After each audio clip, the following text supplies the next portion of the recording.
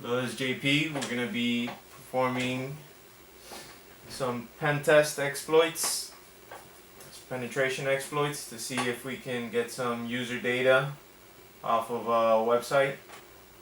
We're going to be using the harvesting tool off of the social engineering toolbox, which is in Backtrack. We're going to be using Backtrack 5.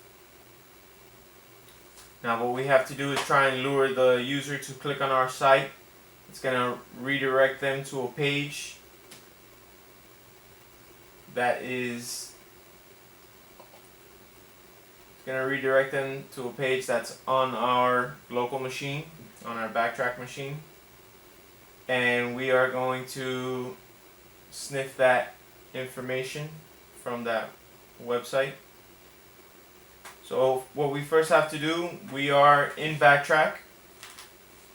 Then we have to load the social engineering toolbox, which we're gonna use a command, and then pen test,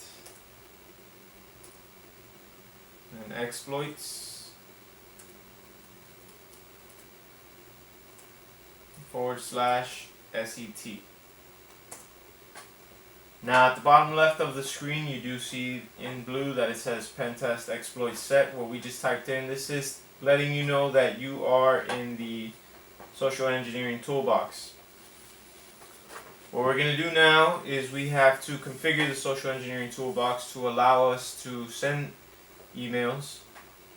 So what we're going to do is type in nano config /set_config. That's going to bring us to the screen. So you're going to go down.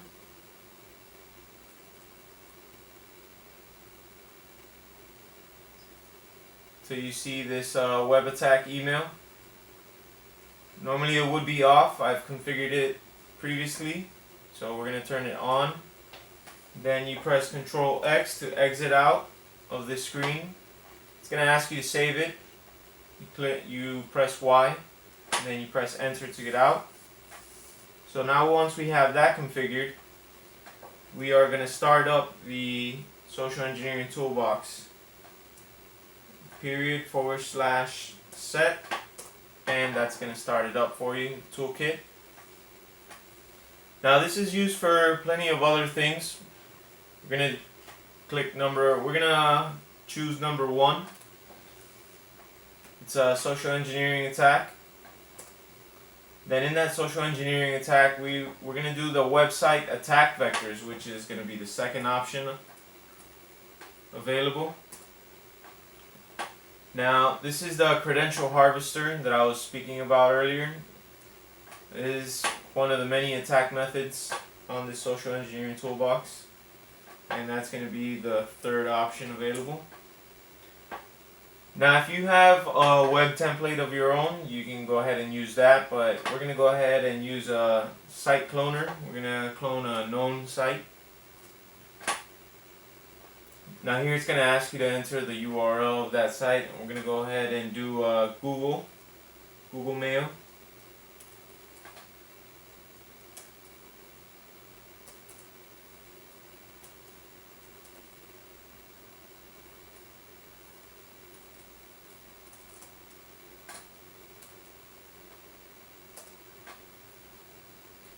Now I just finished cloning the site.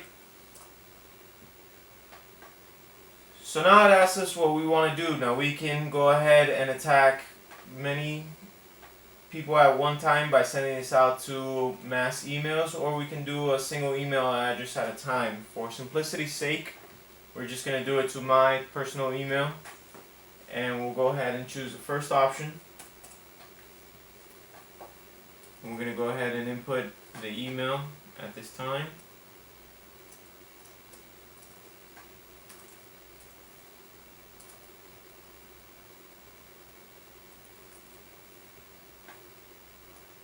And it's going to be a Gmail account, of course.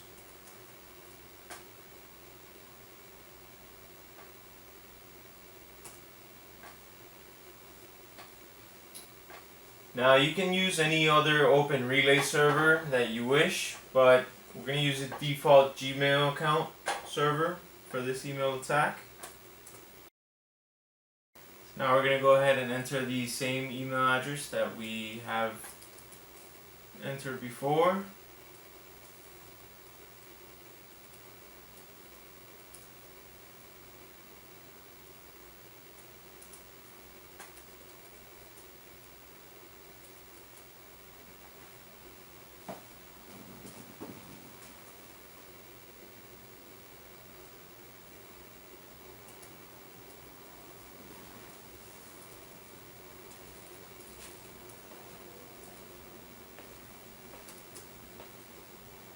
Now we're going to go ahead and put the subject line.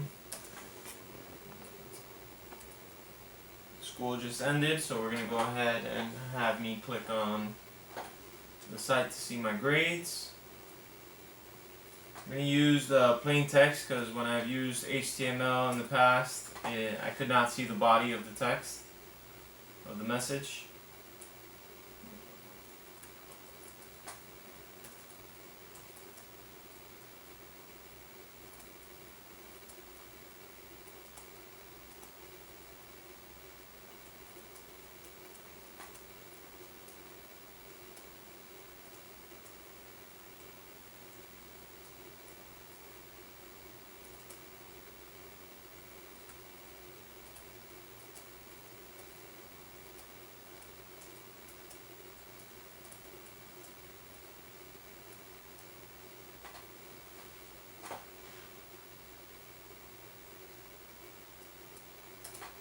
Now we do have to put the IP address of our Backtrack machine because we do want the information to come back to this machine when the user puts in their information, the username and password boxes.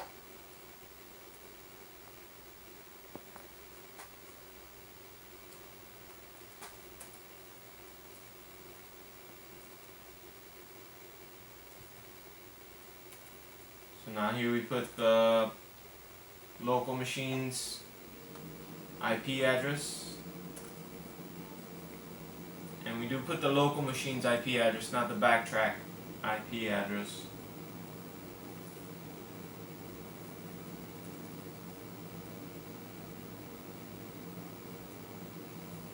Then when we're done with the body of the text, we press Control C.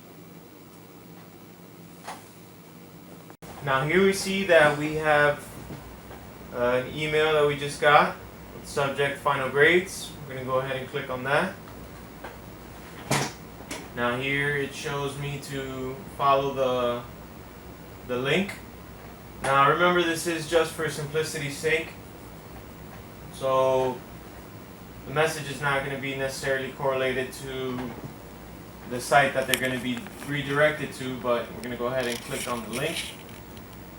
And then there you go, it takes you back to the Gmail login page. Now, if the user were not too observant, they might not notice that they're on a different IP address. So then they're going to go ahead and type in their login information.